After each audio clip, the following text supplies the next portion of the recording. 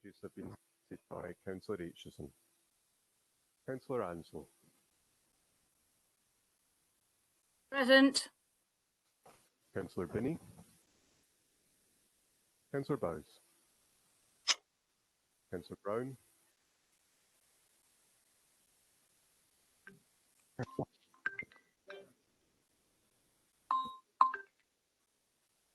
I understand Councillor Bundy will be joining us. Hello? Yes. Hi, Ewan.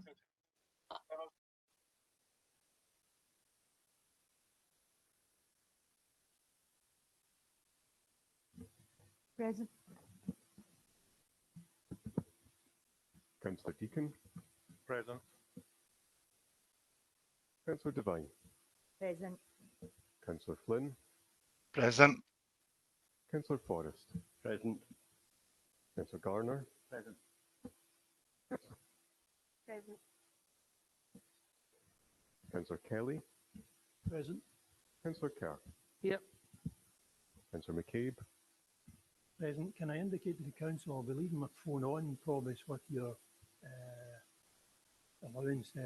My mother's in a wee bit of a situation, so just in case of an emergency call. Happy to accommodate that. Thank you. Councillor Meiklejohn. Present. Councillor Murtagh. And Shop. Councillor Nimmo. Present. Councillor Patterson. Present. Councillor Patrick.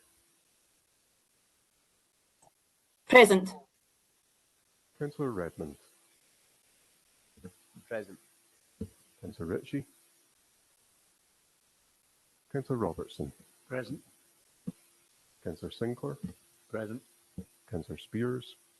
Present. And Councillor Steinbank. Present. Thank you. The second item of business is declarations of interest. Members should declare any financial and non-financial interest they have in any item of business at the meeting, identifying the relevant agenda item and the nature of the interest. Does anybody have any declarations of interest? No. Thank you.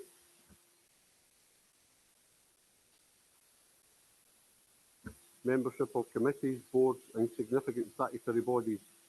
The report is by the Director of Transformation, Communities and Corporate Services, and it's pages 86 to 102 in your agendas. Mr. Moody will summarise the report. Mr. Moody. Yes, thank you very much, Provost. And at our meeting last week, we made significant progress through the items addressed on this report, but there were some bodies remained to be appointed to. Members of council will also have seen that there has been a supplementary issued in relation to this item.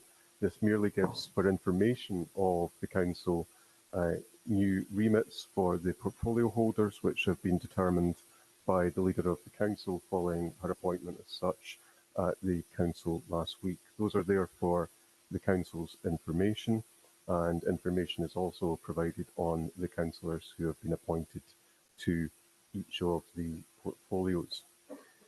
The other item of business on this particular item, Provost, that was carried forward from last week was the question of the appointment of independent members to the places allocated to independents on the various committees and bodies. There's a further piece of information to advise further to last week's meeting in that the non-aligned independent group now has 2 members rather than 3, with 2 further independent members sitting as not part of a group. So that's a change from the last week's position. So, Provost, I think the easiest way of going through this is maybe to start with the statutory bodies which are to be appointed to. We can then move on to the issue of independence, and that I think should take us through this particular item.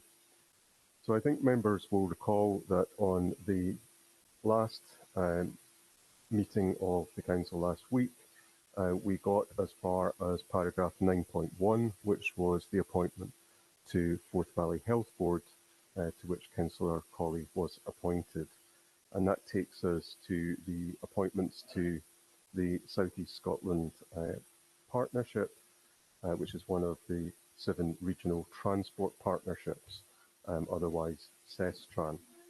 So there are two places on the board for Falkirk Council, and accordingly I would seek nomination for appointment to the CESTRAN board. Thank you, Mr Moody. Councillor Meikle-John, do you have a motion? I have a nomination for this for Councillor Garner and Councillor Sinclair.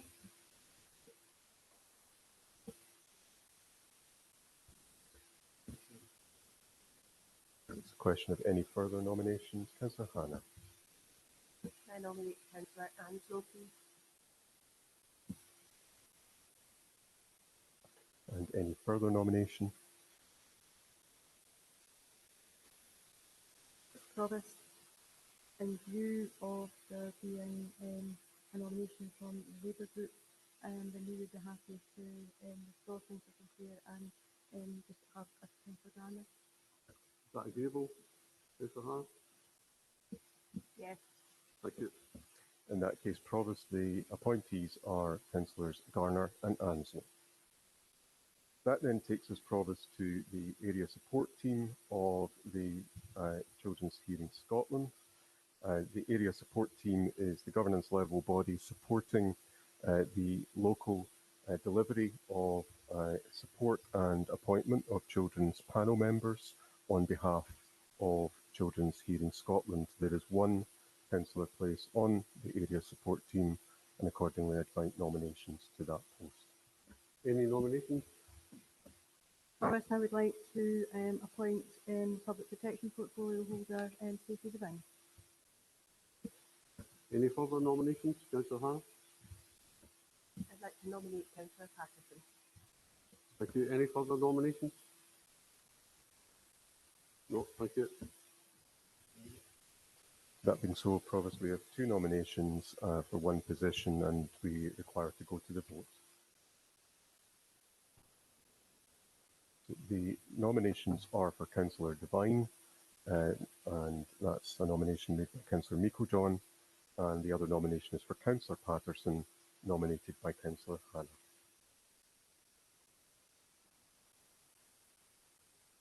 Provost Bissett. Councillor Patterson. Deputy Provost Balfour. Councillor Devine. Councillor Anslow. Councillor Patterson. Councillor Binney. Councillor Bowes. Councillor Devine. Councillor Buchanan. Councillor Bundy. Abstain. Councillor Colley. Councillor Devine. Councillor Deacon. Councillor Devine. Councillor Devine. Councillor Devine. Councillor Flynn. Abstain. Councillor Forrest. Councillor Devine. Councillor Garner. Councillor Devine. Councillor Hannah.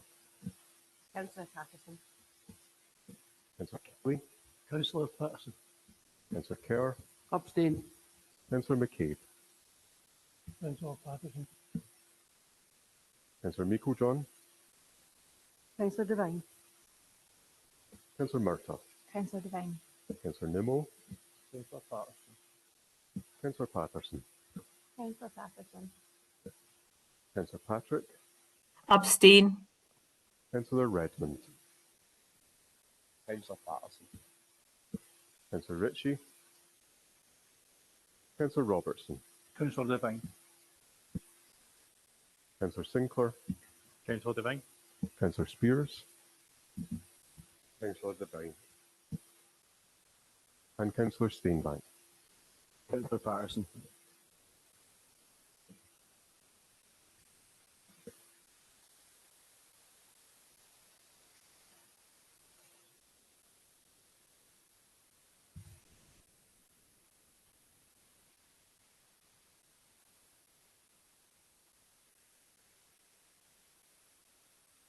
Provost, there are 13 votes for Councillor Devine, there are 10 votes for Councillor Patterson, there were 5 abstentions, and Councillor Devine is accordingly appointed as the Council's member on the area support team.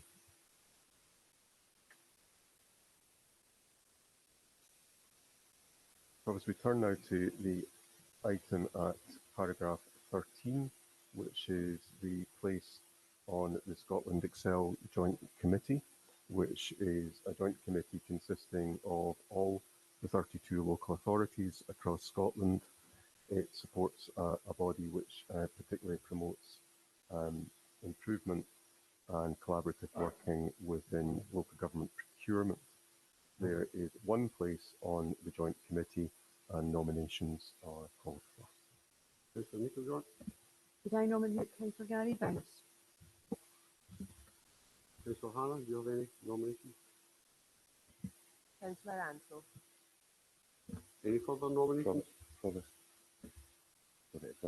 If Councillor Anslow is wishing to go on it, I've enjoyed my 5 years in it. I would like to withdraw my nomination for it. Thank you, Councillor Bounce. Mr. Moody. Thank you, Provost. That being so, there's only one nomination, and Councillor Anslow is appointed as the Council's member on the Scotland Excel Joint Committee.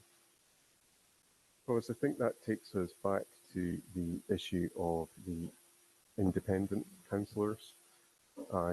From what I understand, there have been some communications between the independent councillors, but while there may be agreement on some positions, there aren't on others. And in particular, there isn't agreement in relation to the position on the executive. So I think in those circumstances, and in accordance with the decision made by Council last week, it would be appropriate to seek the nominations from the independent members and for the Council to determine that particular position. I think it's reasonable to say that the outcome of that may impact on any agreements which have made in relation to other positions, so it might be appropriate, Provost, if requested, that there be a recess to allow the independent members to then consider their position after any such vote, if there are 2 nominees for the independent place on the executive. So, Provost, I think it would be appropriate to ask for nominees for the independent place on the executive. Yeah, thank you, Mr. Moody. Councillor Spears, do you have any nominations for Councillor Buchanan or Councillor Ritchie? I would like to nominate Councillor Spears. Any further nominations? Councillor Buchanan? Councillor Buchanan. And that being so, Provost, we have 2 nominees for the position on executive, Councillor Spears and Councillor Buchanan. Provost Bissett. Councillor Buchanan. Deputy Provost Balfour. Abstain. Councillor Anslow. Councillor Buchanan. Councillor Binney. Councillor Bowes. Councillor Buchanan. Councillor Bundy. Councillor Buchanan. Councillor Colley. Abstain. Councillor Deacon. Abstain. Councillor Devine. Abstain. Councillor Flynn. Councillor Buchanan. Councillor Forrest. Abstain. Councillor Garner. Abstain. Councillor Hannah. Councillor Buchanan. Councillor Kelly. Councillor Buchanan. Councillor Kerr. Councillor Buchanan.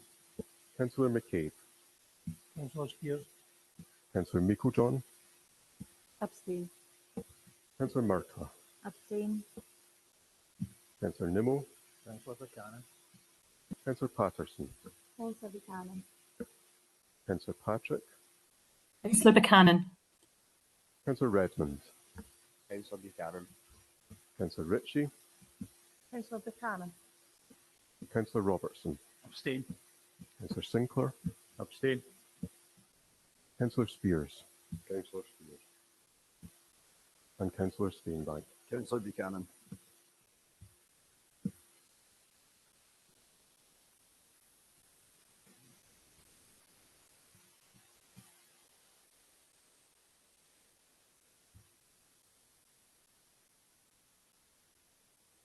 Provost, there are 2 votes for Councillor Spears, there are 14 votes for Councillor Buchanan, and there were 12 abstentions.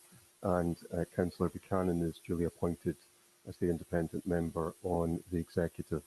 And Provost, I think it would be appropriate to check to see if any of the independent members wish a recess at this point, maybe to consider the outcome. Would you like a recess, Councillor Spears? Yes, please, Provost. Councillor McCabe, thank you. 10 minutes. Thank you. Councillor McCabe, have you anything you would like to comment on or say after your short recess? No, that's fine. Thank you. Thank you, Provost. And I think that recess was just to allow the independent members to react to the vote, which was taken on the appointment from the executive. As I understand it, there is only limited agreement in relation to the remaining appointments, but there is some which I think I'm able to intimate to the Council, and any of the independent members can correct me if I'm wrong on any of this. So Councillor McCabe, as we will recall, was appointed as the convener of the Scrutiny Committee at last week's meeting, so he will be the independent member on the Scrutiny Committee. I understand Councillor Ritchie will be the independent member on external scrutiny. As we'll recall, the convenership of the Planning Committee is held by Councillor Buchanan, as appointed by the Council last week, so he is the independent member on the Planning Committee. Councillor Buchanan will take the independent place on the Licensing Board, and Councillor Ritchie will take the independent place on the Civic Licensing Committee. There aren't nominations or agreement in respect of the other positions as yet, and I suggest, Provost, that those are simply noted at the moment to allow for further discussion, and the matter can be reconsidered again at the June meeting of Council if necessary. Thank you, Mr. Moody. Everybody happy with that? Okay, thank you.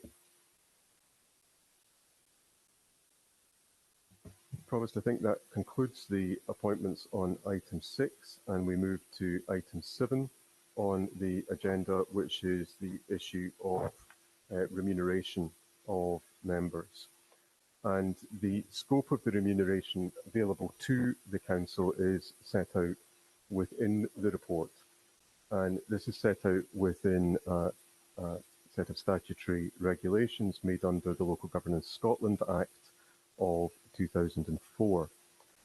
Broadly, there are 4 categories of members, and there are only decisions made to be made in relation to 2 of those.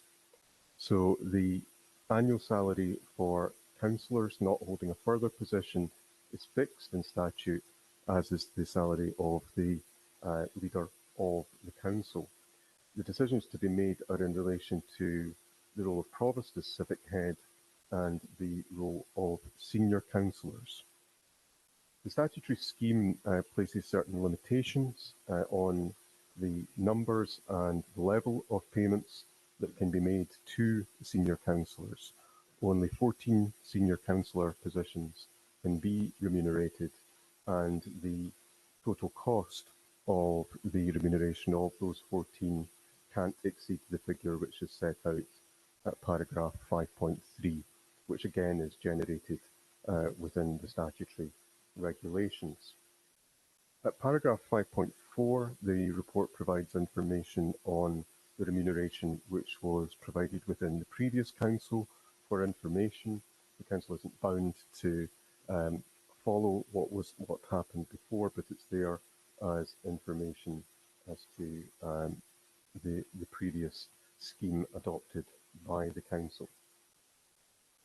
There's also information provided, Provost, on the appointment made by the Central Scotland Valuation Joint Board, where the convenership and the vice convenership of the board is also remunerated, but that's separate from the council scheme. And the decision on the appointment of the vice convenership of that board is made by the board rather than the council. So the decisions that are being asked for the council today are to determine the level of remuneration to be paid to the Provost and to determine the number of senior councillor positions, identify those positions, and then the level of remuneration attached to them. Thank you, Provost. Thank you, Mr Moody. Councillor Meikle-John, do you have a motion? Yes, Provost, I do have a motion, and I think the officers have something that can be circulated, but I'll just speak to the motion and the proposals. So we have statutory guidance already to us in relation to council remuneration, and let's face it, that none of us came into this job for the money. It's more about what we can do for our communities. While the levels of remuneration are something that are ongoing discussions, particularly at COSLA, it's not a first premise, and I don't think it would be anybody's first premise when you speak to the election is around that. And that is a credit to everybody in this room. The proposal would be that we would continue to the level of remuneration paid to the provost as it has been in the previous council, recognising as a civic head and the workload that a provost would be required to take on. Similarly, when we move into the senior councillors' positions, recognising that the balance of the council as well and the responsibilities have looked to spread the remunerations across the council in that respect. That's not always been something that's happened in the council in the past, but in a gesture of making that more inclusive across the council, I chose to reduce the number of portfolio holders and restructure the portfolios around the council structure, and that's been reflected in going down from 8 portfolios to 6. Therefore, leaving the ability to remunerate some of the other posts which have significant levels of work. So we have a scheme whereby it's three different levels that would be brought in, with the portfolio holders having the highest level at 26,235. A level 2 covering the conveners of planning, civic and licensing board, and leader of the main opposition being the Labour group. Level 3 would be deputy provost, convener of pensions and leader of the Conservative group. Recognising the changes in standing orders in relation to the non-aligned group, no longer having that statutory opposition position, there wouldn't be a remuneration here. That would then cover the 14 posts provost, and it would be great to be able to give something to everybody, but it's a recognition of the workload, the responsibility and the leadership in these particular roles going forward, and that would be my proposal. Thank you. Do you have a seconder? Happy second, reserving the right. Thank you.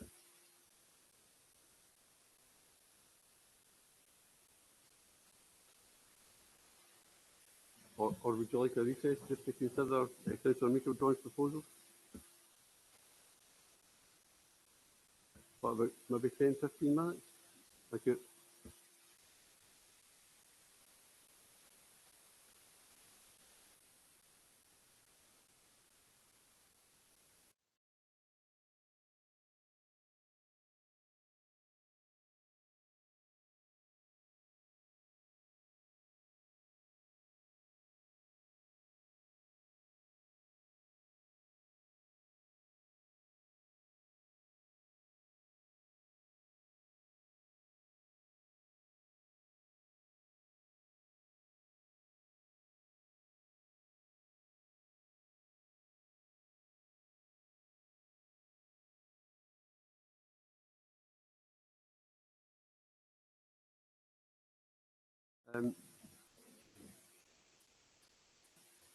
Have you had time to consider Councillor Meikle-John's motion, Councillor Hannah, and have you got any comment on it?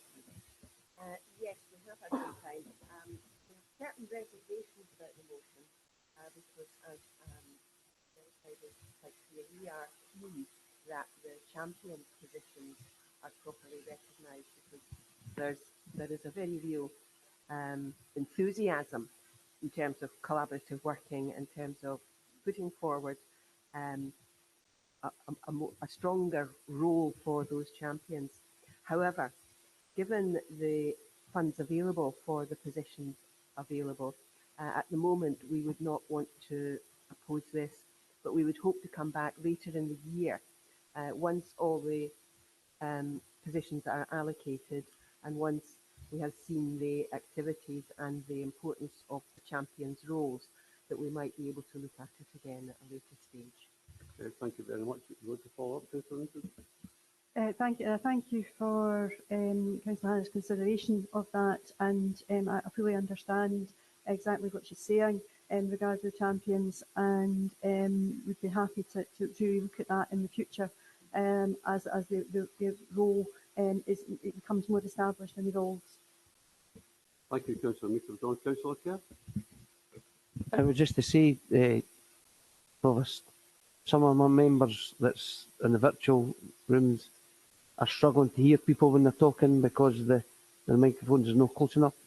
Just to make, I don't know if the other members on the virtual meeting are having the same difficulty, but just to bring the microphone forward and try so they can hear you. Thanks, Provost. Councillor Kerr. I hope everyone noted that. And coming back to yourself, Councillor Kerr, do you have any further amendment? No further amendment. Thank you. Councillor Spears, do you have any further amendment?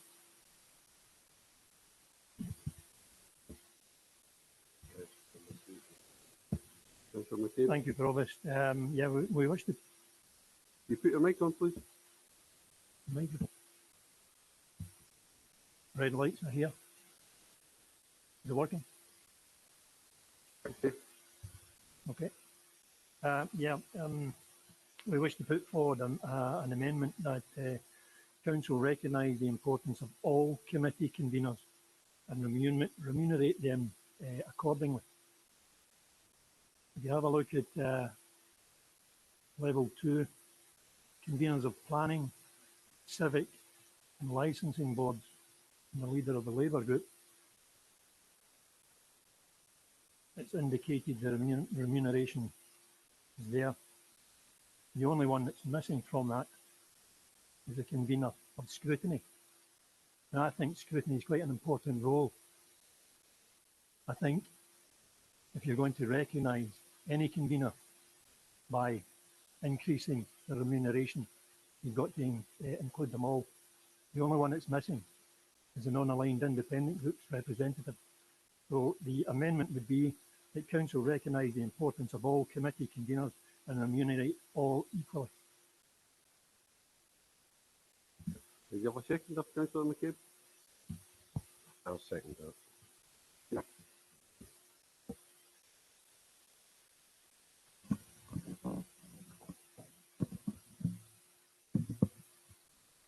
Yes, thank you, Provost. And returning, I think, to that there are only 14 places that can be remunerated as senior councillors.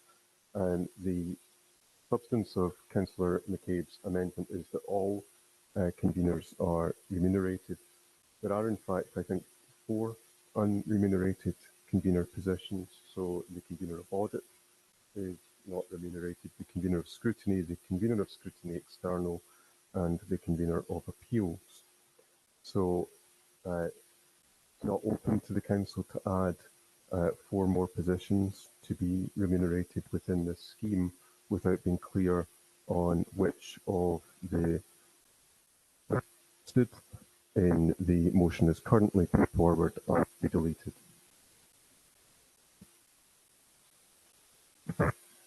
Councillor McCabe perhaps needs a few minutes maybe just to consider the implications of that, and I'm obviously happy to offer some advice if that would assist. If you don't mind, Provost, I'd like to take Mr Moody up and his offer there. No problem, Short Councillor McCabe. recess, yeah. Short recess, Thank 5-10 minutes. Smashing.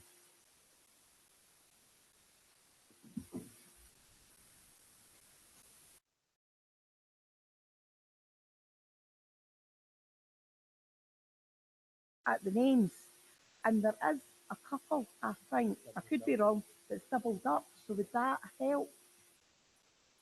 Which ones are doubled up? Well, Deputy Provost is also civic, if I'm not right. Is that not right? Well, I think Councillor Steinbank, he's Oh, chair convener of civic. Right. So is there any that is going to be doubling up. It could help if I mean, as Provost standard, no doublings up at the moment. There's one position which to be appointed to, which is the convener of the licensing board, right. which Okay. Thank you, short recess. Additional comment to make further fair discussion? Thank you, Provost. Yeah, and thanks to Mr. Moody for his guidance. I'd just like to amend the wording of our amendment to read that Council recognise the importance of the Scrutiny Committee convener's position and remunerate at level 2 equivalent to the planning, civic and licensing conveners. Do you have a seconder for your adjustment? I would like to second the motion and speak if that's okay. Right, carry on. Scrutiny is a large part of any democratic organisation. I know we like to regard ourselves as a democratic organisation here on Falkirk Council. So I think that the chairman of the Scrutiny Committee, this vitally important post, is recognised, and the amount of work that will go into chairing this particularly important committee be recognised. Okay, thank you, Councillor Spears. We'll now go to the vote. Mr. Moody.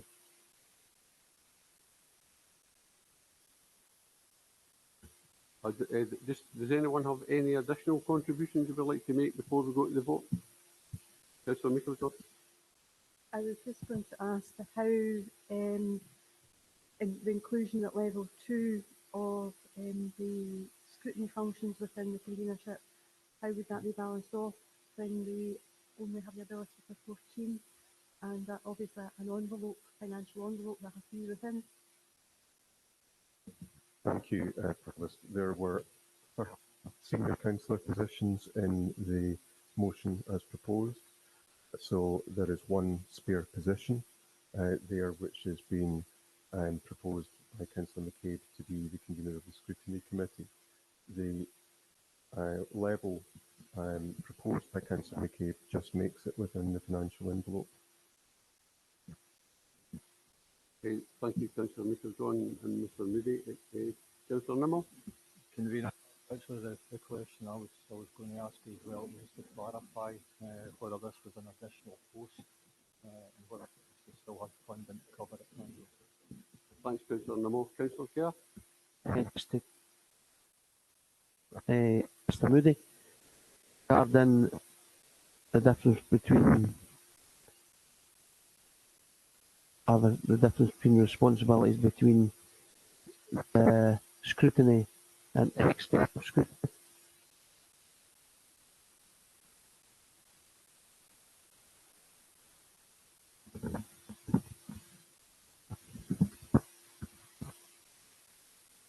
Thank you.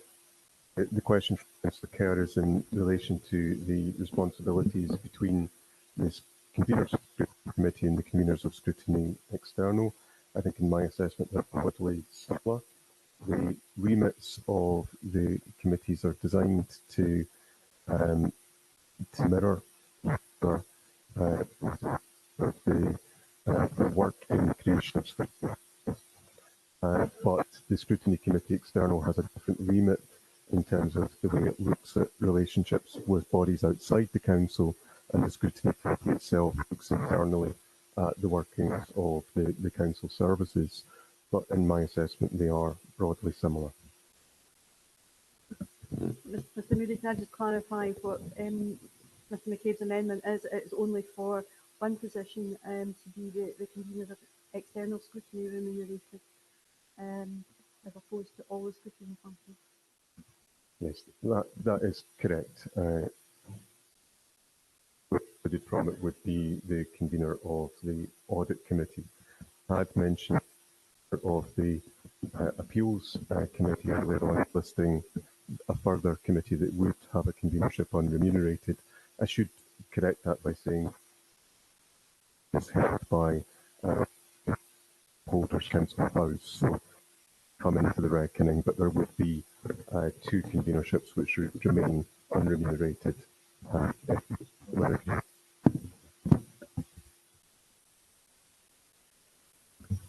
Okay, any other further comments?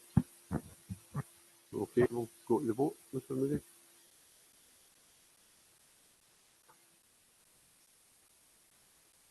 Promise. The motion consists of the motion moved by Councillor Nico John, seconded by Councillor Garner, which has been circulated and which sets out the proposals in relation to remuneration for the council, against which there is an amendment which has been moved by and seconded by Councillor Spears. That essentially is to insert within the proposals in the motion an additional remunerated 2, which is the convener of the committee of the importance of that role. Do you want to come in before we go to the vote, Councillor? Colin, could I, Yeah. sorry, Provost, could I just ask that Mr. Moody repeat that? I didn't quite catch, and it's really quite critical, sorry. Change the microphone, I think. Provost, I'll just wait till Mr Moody clarifies, same as Ms McKee. Thank you, Councillor Kerr. Thank you, Provost. I'll try again with this microphone. I think this one is clearer. So we have the motion, as I said, moved by Councillor Nico John, seconded by Councillor Garner. That's the motion in writing which has been circulated, which sets out a remuneration scheme for the senior councillor positions as a whole.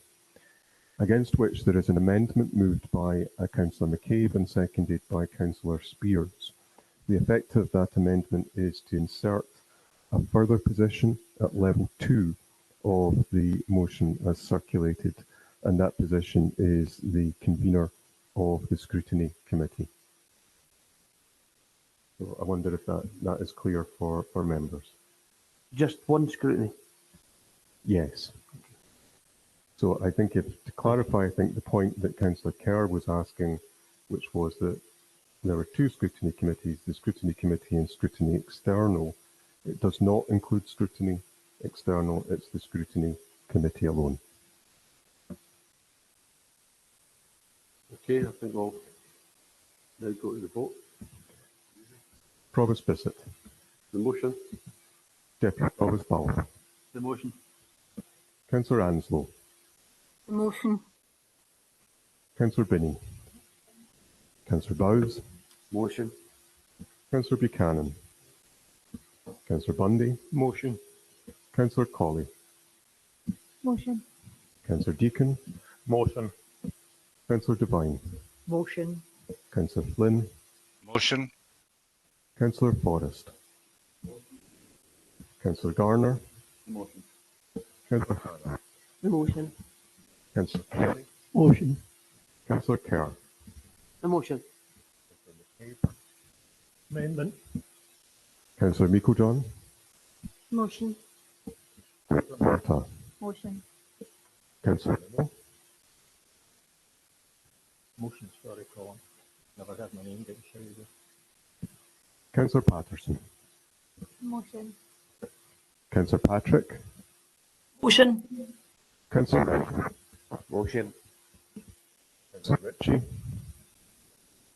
Councillor Robertson. Motion. Motion. Spear. Amendment. And Councillor Steinbank. Motion.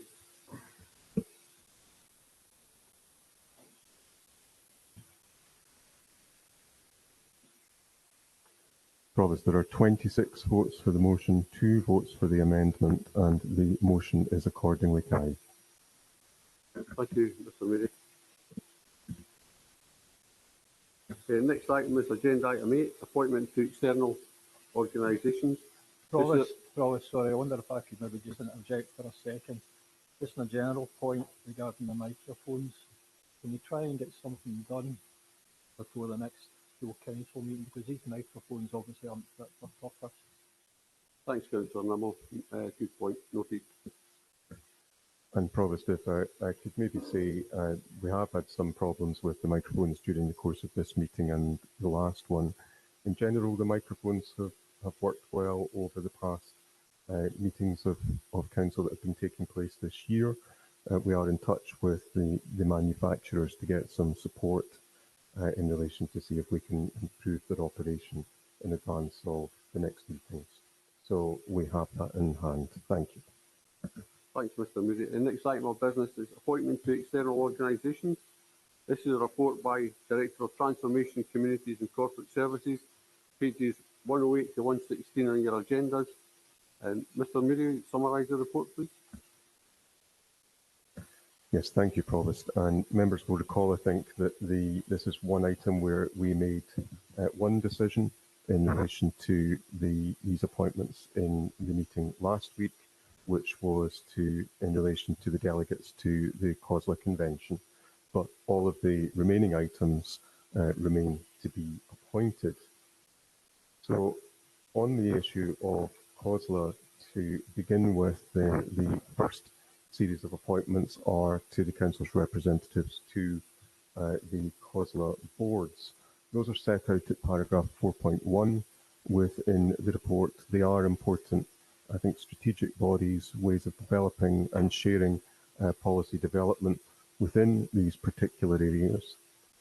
So I think that's important to have in mind when the Council comes to make its appointments to the COSLA boards. And it's probably better, Provost, to pause at that point and ask for nominations in relation to the boards and do that before we move on to the remaining bodies set out from paragraph 4.5 onwards. Thanks, Mr. Moody. Councillor Meikle-John. Thank you, Provost. The COSLA thematic boards are decision-making bodies, and I think it's important that Falkirk Council is represented there and represented with their policy leads within those particular areas. We have in the past not, as an administration, had those policy leads, and that has been hugely detrimental to Falkirk Council's position and being able to feed into those particular boards. So I therefore would propose to move that the portfolio holders for each of the areas be the nominations for the boards. Therefore, I would move Councillor Laura Murtagh for the Children and Young People's Board, Fiona Colley for the Health and Social Care Board, Councillor Garner for the Environment and Economy Board, and Councillor Devine for the Community and Wellbeing. Thank you, Councillor Meikle-John. Do you have any other nominations? No. Yes, thank you, Provost. And that being so, the appointments made by the Council are for the Children and Young People Board, Councillor Murtagh, for the Health and Social Care Board, Councillor Colley, for the Environment and Economy Board, Councillor Garner, and for the Community Wellbeing Board, Councillor Devine. Provost, that takes us on to paragraph 4.5 and the Scottish Enterprise Advisory Board. As indicated in the report, there is one place at so again, Councillor Meikle-John, nomination. Could I nominate the Economic Development portfolio holder, Councillor Gardner? I wish it was. Any further nominations? No. Mr. Moody. Thank you, Provost. Councillor Garner is duly appointed as the Scottish Enterprise Advisory Board. We move to the Falkirk District Twinning Association. Information on the body set up.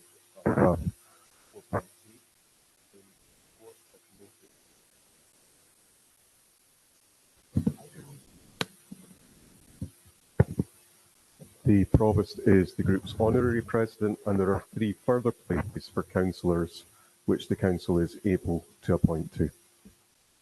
Councillor Meikle-John. Thank you, Provost. This is one of the more civic organisations that the council is part of, and obviously yourself as Provost as ex officio, you're already nominated to that. having international links with particularly with some of our twin areas, particularly in France. I'm going to nominate Councillor Laura Murtagh.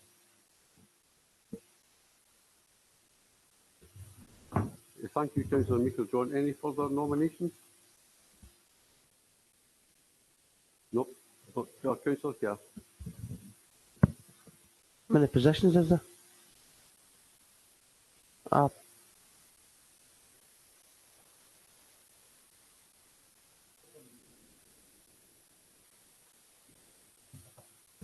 Councillor Bundy. Provost. Thanks, Councillor Kerr. Any further nominations? Councillor Kelly.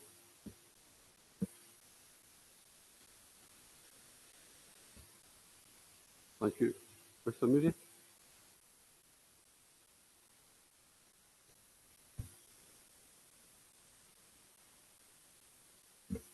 Yes, thank you, Provost. The Councillor Murtagh, Councillor Thank you. to the Signature Education Trust.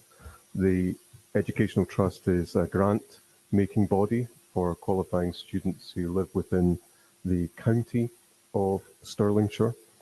It's originally the nominating council for the trust would have been Stirling County Council, but Falkirk Council has inherited many of the nominating rights of the Stirlingshire County Council in recognition of the fact that much of the population of the former county council area lives within the Falkirk Council area. And in recognition of that, there are 7 places for members of the council on that body. And accordingly, Provost, again, I think it would be a question of seeking any nominations. Thank you, Councillor Meikle John.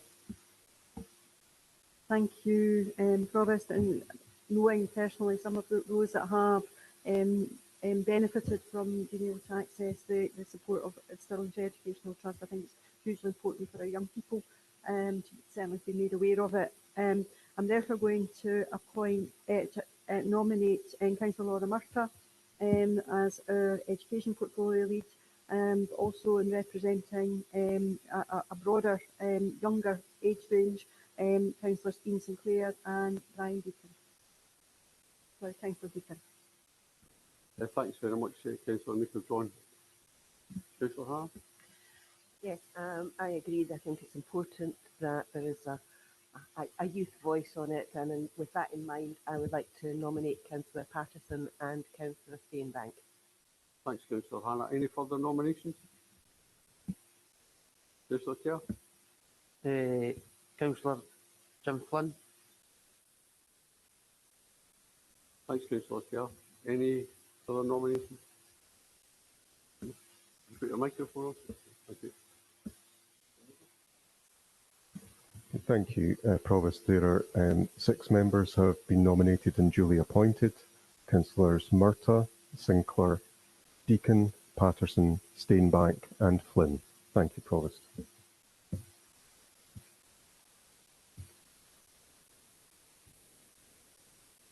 Provost, that I think takes us to the final appointment, which is at paragraph 411, which is the Scottish Schools Education Research Centre, and there is one appointment to be made by the Council onto the Board of Directors of that body. Thank you.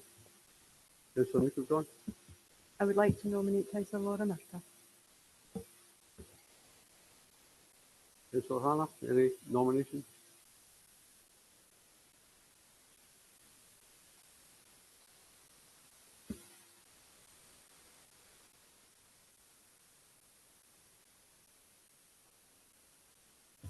Okay. No nominations? Any other nominations? Mr Moody? Provost, and Councillor Murtagh duly appointed. And Provost, that completes the nominations and appointment in relation to item 8.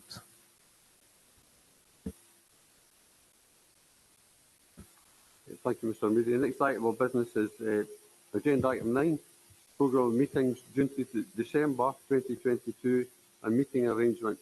And the report is by Director of Transformation, Communities and Corporate Services, pages 117 to 120 in your agendas. Mr Moody will summarise the report. Mr Moody. Thank you, Provost. And there are two items for decision in relation to this item.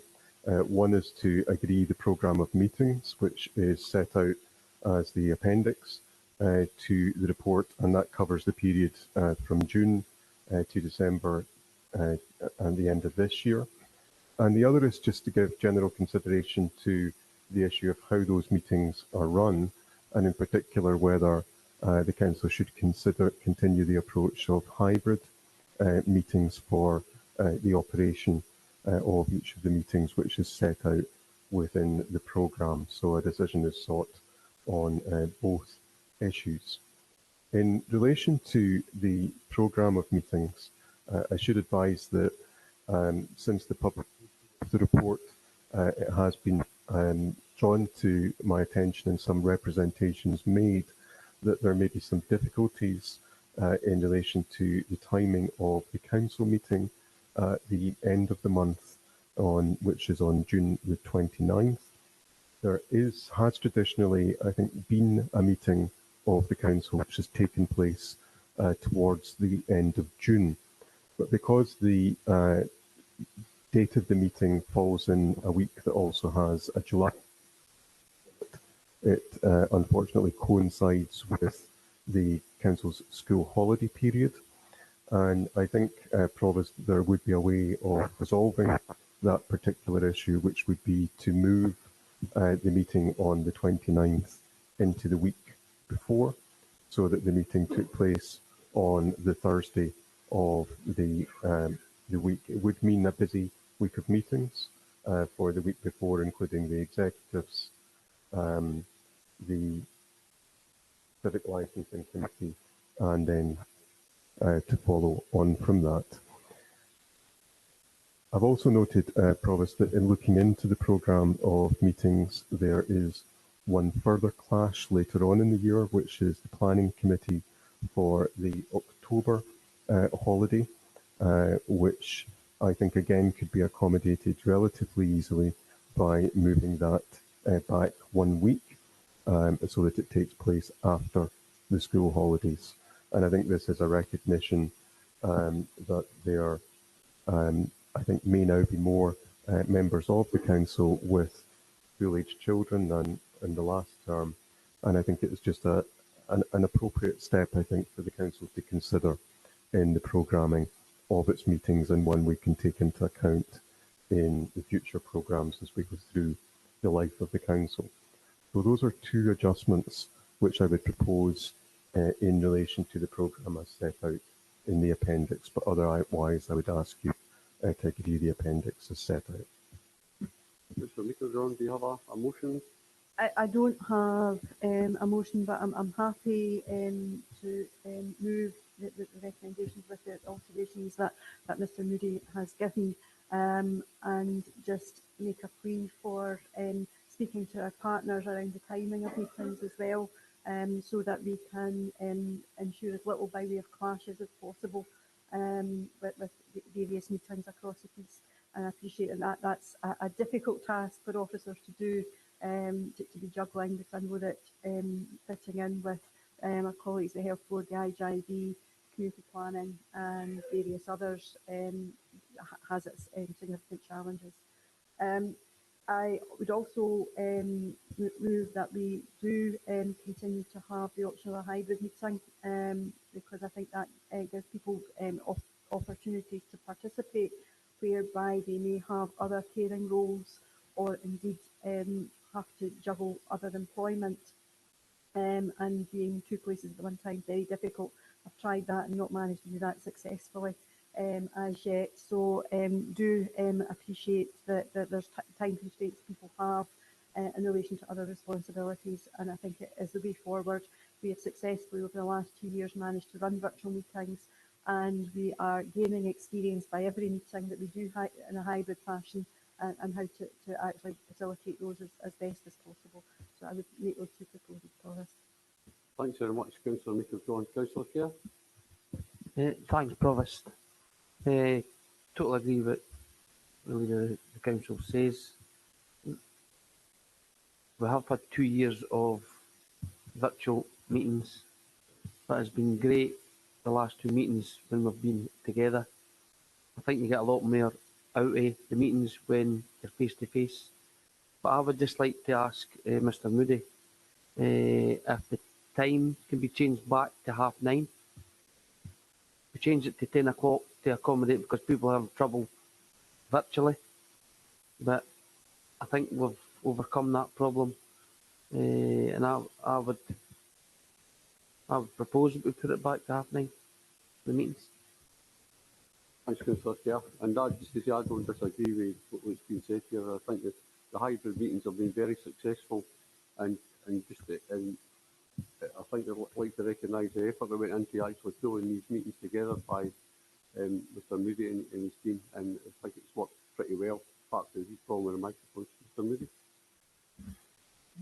Thank you, Provost. I take on board the point Councillor Kerr is making, and the council did previously meet at 9:30.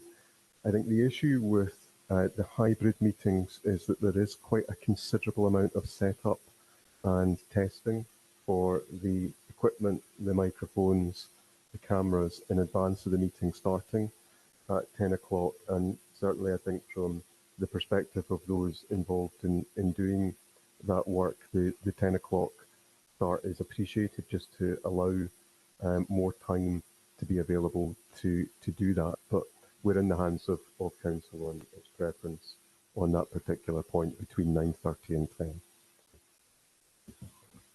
Councillor Colley? I would appreciate putting in a business viewpoint. I think that whilst now 9:30 can be, it's good to get them started early and that's helpful.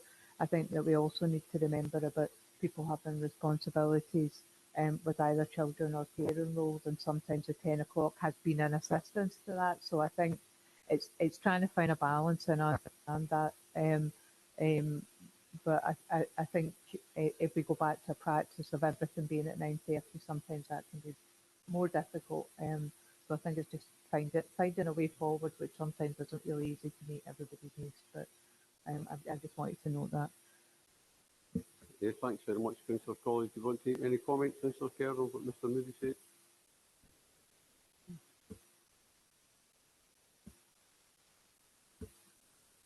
I understand what I was saying, but 9:30 suits me.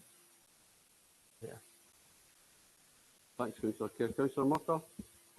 Yeah, I mean, I think there's a general agreement. I agree with what Councillor Colley is saying, and from an equality perspective, I think that it's not so much that we're not starting to 10 o'clock, because generally the practice I think of most groups will be that members will meet in their own groups prior in some time before meetings, and therefore, you know, if you do have children to get to school or, you know, arrange additional childcare, that can mean a difficulty. So it's important that we acknowledge that, particularly having a younger council. But I think also from an accessibility point of view, I very much enjoy being back in hybrid in a physical environment. But for those who have disabilities as well as or other access requirements, I think it's important to maintain that hybrid meeting. I did want to just draw the attention, though, which I was flagging about the point that was being made about the full council at the end of the month, and that there's also another meeting scheduled earlier in that week for the planning committee on the day before. And well, I'm not proposing a specific alternative to that. It would be helpful if also could note that and perhaps have some discussion around that, because I haven't seen the full slate of everybody on the planning committee either. But that might also be a particular issue. And I know that sometimes with planning, it can be, you know, we don't want to go over non-determination deadlines and stuff. So perhaps there's some pragmatic discussion between officers and the convener could be looked at about potentially something around that meeting. It would be helpful to members if that would be noted. Thanks, Councillor Murtagh. I think there's general consensus that we keep it at 10 o'clock. Don't you? No, it's just about the full council meeting being brought forward to I think it's 21st. It was Thursday, wasn't it? I won't be able to attend that meeting. I've got other commitments that day that I've had planned. for about a year.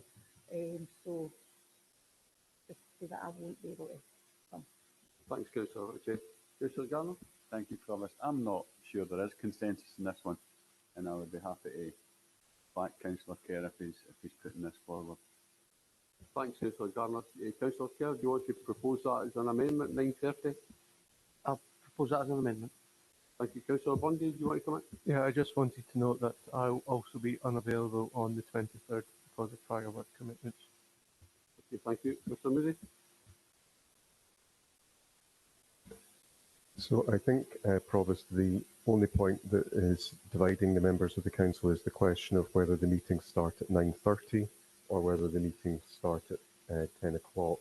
So essentially we have a motion move to agree the programme of meetings as adjusted, and also that we agree that meetings are run as hybrid meetings for the remainder of the year. And the only amendment, I think, which is moved to that is that the programme of meetings is agreed but subject to them starting at 9:30, and the amendment is by Councillor Kerr and seconded by Councillor Garner. So essentially, Provost, the motion is 10 o'clock and the amendment is 9:30 to simplify matters. Can I just ask if Councillor Hannah, do you want your group want to maybe discuss that, or are you quite happy with going ahead with the vote? I'm quite happy with my group wanting to, and I absolutely agree with the concerns that people have expressed in terms of caring responsibilities.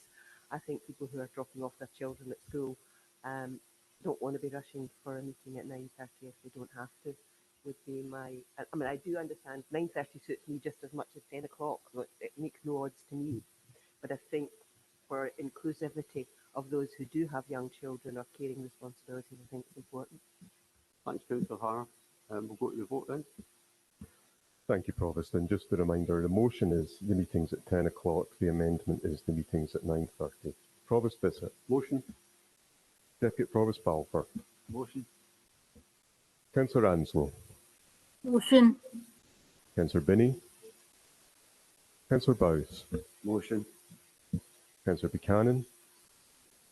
Councillor Bundy. Amendment. Councillor Colley. Motion.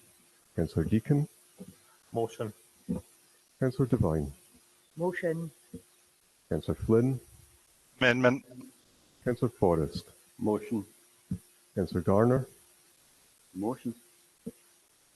The amendment, sorry. I'm presuming I went for the wrong one there, Colin. The amendment then.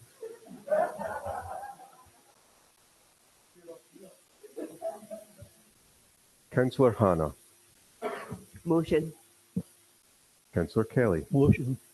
Councillor Kerr. Amendment. Councillor McCabe. Councillor Meiklejohn. For the motion. Councillor Murtagh. The motion. Councillor Nimmo. Motion. Councillor Patterson. Motion.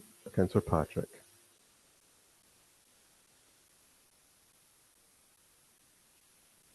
Councillor Patrick, I think you may be on mute.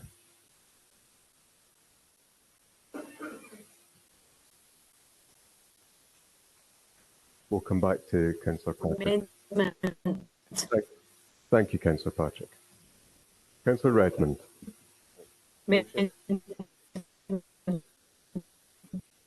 Councillor Ritchie. Councillor Robertson. Motion. Councillor Sinclair. Motion. Councillor Spears. Motion.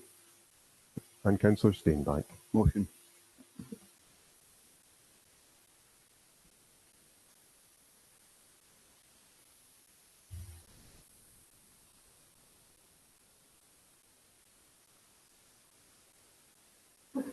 Provost, there are 20 votes for the motion. There are 7 votes for the amendment. There was 1 abstention.